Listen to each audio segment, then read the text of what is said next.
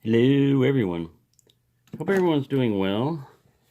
Um, I was just digging through this box of awesomeness that I got from Paul winning his little giveaway there, and um, as you could see from like the last one I put up, our only choice for Lockwoods um, is eBay or knowing somebody in the lock sport community, and they charge, um, $100 basically, to get one lock delivered to you.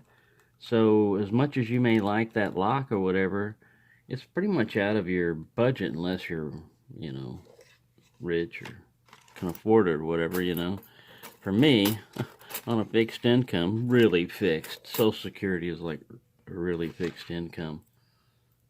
And that's why they say you should have a 401k and all other stuff, but the stock market is also rigged, which is another thing. But anyways, I went ahead and tried to do some research on Lockwood because I know they started here in the United States and then they moved to Australia, but I wanted to figure out more about what happened in that. And I'd just like to say that if you're using Google or Bing or any of those other things to try to search for it, you're going to have a hard time finding the actual history and getting a lot of conflicting stuff. I probably would have been better going to like business records and finding the lineage of Lockwood because it's changed hands a lot of times. I get two different dates for a start. Most of them say 1888 in Fitchburg, Massachusetts. Um, in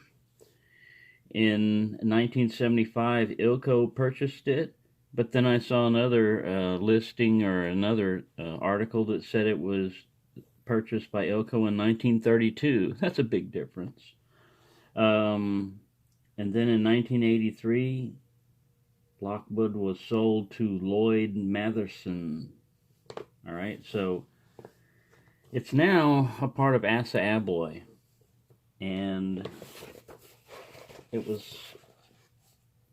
founded by John Stanley Ogden, born in Brooklyn, New York. He married a woman from Australia, being the Australia connection, Olga Nellie Herschel. He founded Ogden Industries in 1934 and introduced the Lockwood brand. The building was destroyed in 1943 by fire, and Ogden also died at the age of 45 that year. I don't think he died in the fire, but anyways, he had a wife, a son, and two daughters. Soon after that, the company was purchased by Noyes, Noyes. The entire production facility was moved to Oakleigh, Australia. Later, the company was bought by Adelaide Steamship Company. I love that name, man. It sounds really old. Ogden Industries bought it back in 1989. In 1993, Ogden Industries became part of Email Limited. The EFCO and Lockwood brands were incorporated into a single company, Lockwood Australia Limited.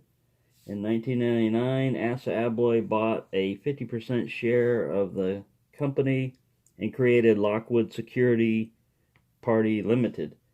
They started quality improvements, research and development. In 2001, Asa Abloy assumed full ownership in 2005. So they started the improvement in 2001 and 2005. They took full ownership. So yeah, I went to a lot of different forums and tried to figure all that out. And that's what I got. So save you a little headache there if you were wondering. And if any of that's wrong or anybody can fill anything into that, just please go ahead, because I'm not a definitive authority on this stuff. I'm just doing research. Also, this is the only thing that, as far as like if you were a collector goes, the box that they put this in, they've got like some kind of origami specialist up there that can fold this because it's almost impossible to get this thing out without tearing the box up just a little bit. Now, it doesn't bother me too much, because I can tape it, and get it to where you'd have a hard time noticing and stuff, but still. And I just collect all the boxes of all the locks that I've got. I got a big box that's overflowing of all the locks that I purchased or received with a box, because it has a lot of information on it sometimes that you wouldn't get normally just by looking at the lock. And I guess if you're really going to be a super collector and display the box with the lock and everything, if you had a lot of room. If I had a 3-bedroom house, man, I'd devote a whole room to locks for sure. And then another one probably for all the machinery, like 3D printers and buffers and all that. Anyways, once you get it out of that, so I'll show you what I'm talking about. Look at that. You got to get that flap up without tearing this. If you can do that, I mean, this looks like it's plastic, but it's some kind of like plastic coating, but it's paper underneath it. Anyways, if you can do that, once you get it out, the lock is still sealed. It's like, heat welded right here on 2 spots and that. So what I'm going to try to do is try to pick this guy after that long rambling and everything. There we go. So to do this, if you're going to try to preserve it, you would try and be careful if you're using a knife to cut away from yourself. I don't think this is going to work that well. See, that would have been, if that would have been towards me, it would have been, ugh! And then there'd be a lot of screaming and blood everywhere. So yeah, that's just not going to work. So we're better off not using a knife on this and just using a screwdriver, although I've jabbed myself with a screwdriver also. I stuck this sucker in my hand one time.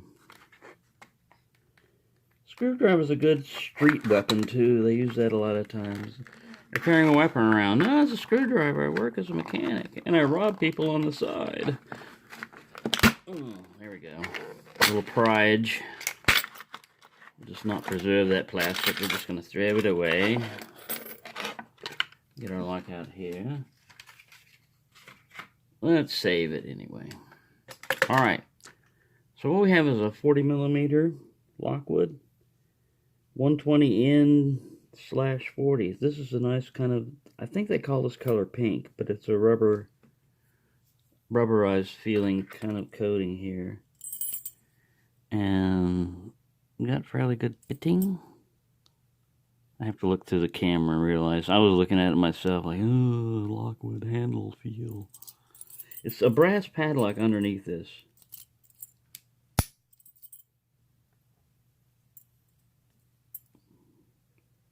Your shim would have to be deep enough. It looks like it's got some lips there. See if I can zoom this in so you can see it. See that lip on the edge over there on the corner? I'll try to put some graphics and have an arrow point on there. But if you've got that sticking up and you're doing a shim and you're trying to rotate this way, that'll tear your shim up. I found another thing you can do is just stick your shim straight here and then tap it down with a little hammer, like tap it on one side and then on the other and the other. And a lot of times you can bypass ones that have that but are still spring loaded, which this one is. And you would have to do it for both sides on this because I'm sure it's on both sides. Let me unzoom this without knocking the camera over. I'm still zoomed. No, like this. There. Man. Technology fights me all. All right, here we go. So let's lock it up. It's got a Yale type of keyway on the top, that little hook. I don't have one of those Chris Capoon. I haven't made one yet. I like those top of the keyway tension things. I've found that sometimes the Mad Bob 1.0 is the right size for that little hook to grab the top of there. So, but I'm gonna try bottom of the keyways. It's already taking too long. All right, we'll put this guy in here. Now you gobble up a lot of the space down there. when you do that, bottom of the keyway. So you have to use a short hook usually if you don't want to overset anybody. I'm just going to go ahead and try. That's why I usually like to do this in a vise, because it's a better view for you as a watching this. That Lockwood attacked me, and a flying saucer just took off. Oh, I got a slight movement on the core there. I just hit like pin 4. Uh-oh, I got some counter rotation back here. Let me go back. Trying to see who it is. Somebody in the back. I'm getting clicks. Oh, yeah, that was definitely one I need to move. Oh, I got a click. But there went my all set, but that don't matter. I'm going to go find another binder. A pin fell down. Uh-oh. There, I got it. I got the fall set back. It was like pin 2. Yeah, these are fun locks. I believe Shua sent me one. He told me that it's kind of the yeah, here it is up here. It's kind of the unknown or not well known, interesting pick in the Lockwood family. And this is an out of package pick. I keep hitting that wording over there and getting counter rotation and letting. I just did it right there. Maybe that was a set. Cheat a little bit and look at that. Alright, the high set ones are all the way in the back as usual, and it's got a couple of guards in front of them. Sometimes they put a low cut in the front on pin 1, and sometimes they don't. It's all about bidding. Oh, there's my false set back. I was just pulling my pick back. I wasn't really trying to rake it or anything. I was just pulling my pick back, and I must have hit whoever I needed to hit. Man, I had to really push up high on that one. That's like, it might be the correct thing to do. It was like pin 4 or 5, which, I'm sorry, I'm on pin 1 is, pin 2 is giving me a, 1 and 2 are giving me a little issue here. 3, 4 is alright. 4 and 5. I don't know if 5 is set or not. Yeah, I give it some counter. Man, it's hard to push all that way up with this little short hook and from that little short space there and get them, but I set that one. And now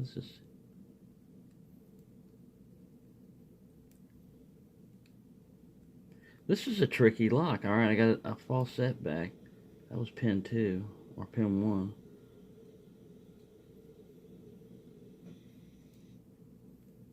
I'm just going back here and check and make sure everybody else is alright. Alright, let's go up to the front here. Pin 1. I got to click at it on, I think. I may have just overset him.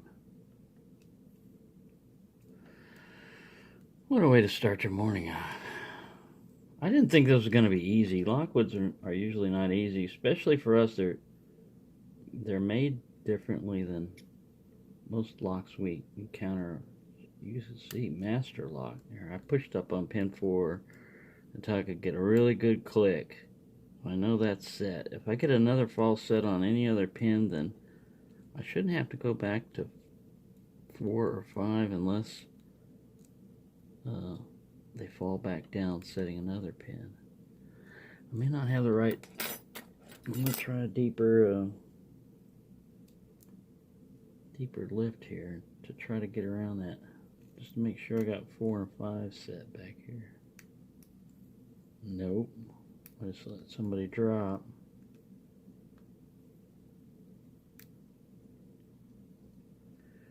Alright, this could be a while. It's already 15 minutes. Well, I yammered along about what I know about Lockwood, which is pretty subjective. Yeah, it's either. I mean, one thing said that they started in like 1930 something, and I know the guy. Then this 1888, they said they're founded. I saw a key for sale on eBay that said Lockwood, patented 1880. Uh, so, and this other one says that he started naming Lockwood in 1934. He started introducing it. So we got some conflicting stories going on here. All right, I just keep getting a false set, and then I get things that want to counter, but I get no opening here.